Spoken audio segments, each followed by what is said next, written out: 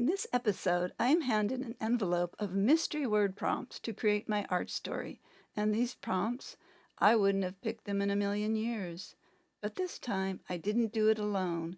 Starting with the same words and color prompts, I dropped my artist friend Katherine into the mix. So, two artists using the same words, same 1 hour timing, but in the end, two completely different results.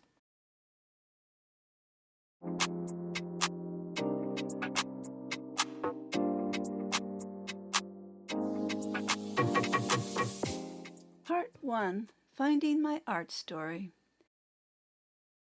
Every picture tells a story. It might be a collage of history. A story about celebrating imperfection.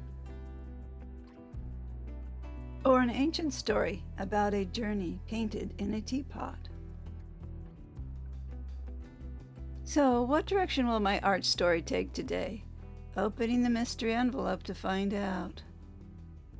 Oh boy. I have no idea.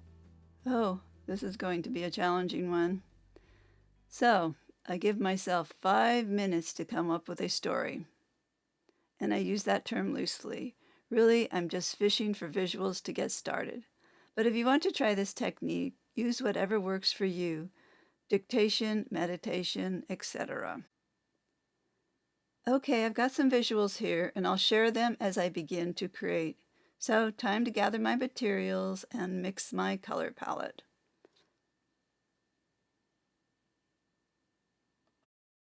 Here I've mixed my color palette of cerulean blue and marigold, which I have combined those two to make a mother color here in the right-hand corner. And I add a tiny bit of that mother color to the white, just a little bit, just a tiny bit, very tiny bit, toothpick maybe, and some to the black to tone the black down. I also add a little bit to the cerulean and marigold to harmonize the color palette. I use my colors to create my collage papers, all made on a jelly plate. As I've mentioned before, there are other techniques you can try if you don't have a gel plate, such as covering a board with tin foil and rolling or brushing over that, or on a silicone mat for pulling prints from different surfaces. All good options. But the jelly plate is my personal favorite, and today I'm going to show you a few of the specialty papers I created for this project. Here I used a small tin can to make some circles because I'm thinking I might want to make a telescope for my observatory. And I thought this could be the lens to the telescope. We'll see. Here I'm using old paper from a recycled dictionary.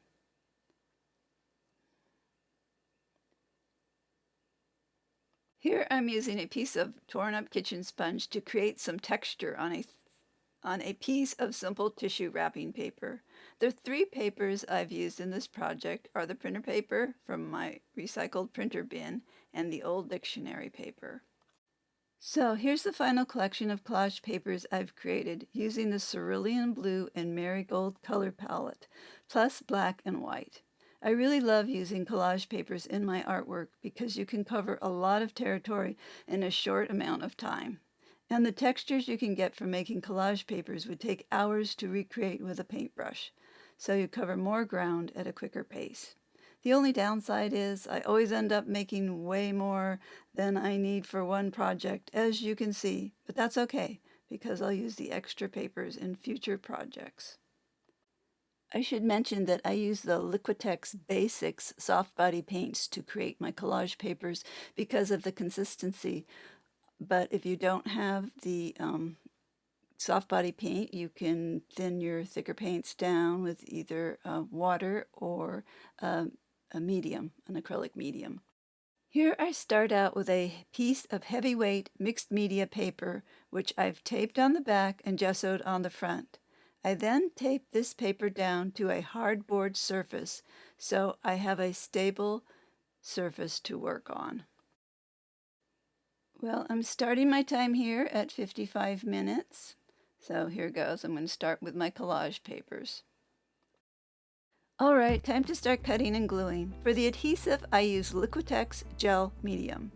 Don't be shy with it. I apply it pretty thick, but not to worry, it disappears completely once it's dried. I also use a spray bottle to wet my papers as I go. Tissue paper is fine as is, but for heavier papers like printer paper, I always give them a little spray before gluing them down. So I'm going with a pretty dark palette here today. I guess I'm thinking observatory, night sky. So we'll see where this goes. I don't usually use so many dark colors, but I'm drawing a dome here, trying to create some kind of observatory theme. Here's my telescope lens. I don't know what I'm going to do with that, but we'll see. So here I've torn up some pieces of the tissue paper because it's a nice lightweight. I'm thinking it's some kind of a sunset in the background. The observatory is above the clouds, and the sunset is below. Okay, here I go, creating a telescope. I've never been inside an observatory, but I've seen it in pictures and in movies, so I'm thinking the telescope must be something like a periscope that comes out of the top of a submarine. Okay, I'm gluing down more sunset papers here. Oh, and that little thing in the corner. Oh, I'm stopping here at 32 minutes to let my collage dry because it's really wet, so that's okay. Stop it when you need to dry your collage. I started my timer at 34 minutes. I had a couple of extra minutes to spare since my story didn't take as long to write, and I'm going to need all the time I can get. You can see here how the Liquitex medium dries completely clear. Now let me share a little trick I've been using: watercolored pencils drawn right over the collage papers. I'm using the white pencil to sketch over the darker areas. The nice thing about watercolor pencils is you can either paint over the lines or wash them away with water if you change your mind. But this is a technique I use a lot in my art.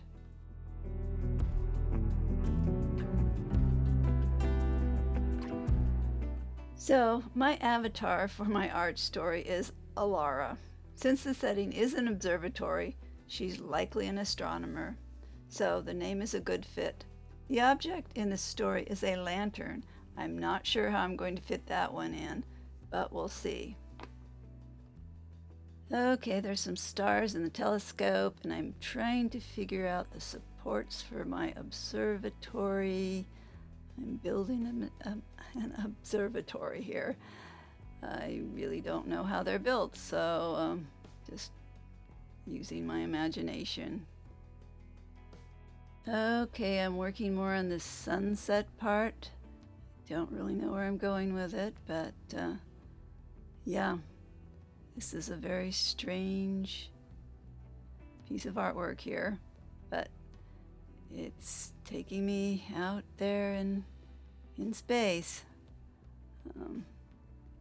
All right, well, I think it's getting close to being done. I think. Okay, a little bit more on this lantern. Oh yes, Alara is sitting up there on top of the mountain by herself one evening, and the power goes out. And so she lit the lantern, and she's just up there with her head in the clouds. So here we have it, my observatory after 1 hour. It's pretty spacey, but it's sort of interesting. I'm going to clean it up a bit and mount it and get back to it in a minute. Going back to the beginning, I wanted to show you again my color palette. I chose a more muted color palette, darker muted color palette, in contrast with my artist friend Katherine. You can see by the collage papers that Katherine made that she chose a brighter, more pastel palette to create her papers. the results of which is her final piece at 1 hour, which she titled Alara the Stara. The similarity between our stories is that both of our main characters, Ilara, are astronomers working alone at an observatory late at night when the power goes out. In Katherine's story, her Alara gets out the lanterns and gets to work trying to restore the power, and when that's not happening, she takes a break, crawls up into the upper chamber of the observatory, reclines on a couch, and breaks out an array of snack foods, unaware that she's being watched by extraterrestrials. The Alara in my story, on the other hand, isn't quite so ambitious. Happy to take a break from her astronomy duties, she lights a lantern and stares off into space, hence my title, Head in the Clouds. At this point, I'm not entirely sure whether she's inside or outside the observatory, or whether she was possibly beamed into space by the extraterrestrials in Katherine's story. I'm also toying with the idea that my telescope lens could be a port into another universe. Then again, it could be that my Alara decided it was time for a shower, and what we're looking at isn't a telescope lens or a portal at all, but a shower head. Okay, now that I've said it, I can't unsee that image. Because of the astronomy theme, I found copies of old notes by the famous mathematician and astronomer Sir Isaac Newton and photoshopped them around the edge of the painting. I plan to mount this piece onto a cradled canvas and print some images of Sir Isaac's notes and then collage them onto the edges of the canvas as a nod to the astronomy theme. The great thing about doing collage on paper before committing to canvas is that it gives you a lot of freedom to create, because if it doesn't turn out to be worthy of hanging on a wall, it's just a piece of paper to file away in your sketchbook. As I've mentioned in past episodes, this process can be used to either jump into the creative flow or as a rough draft to develop further, which is what I plan to do with the artwork I've created here.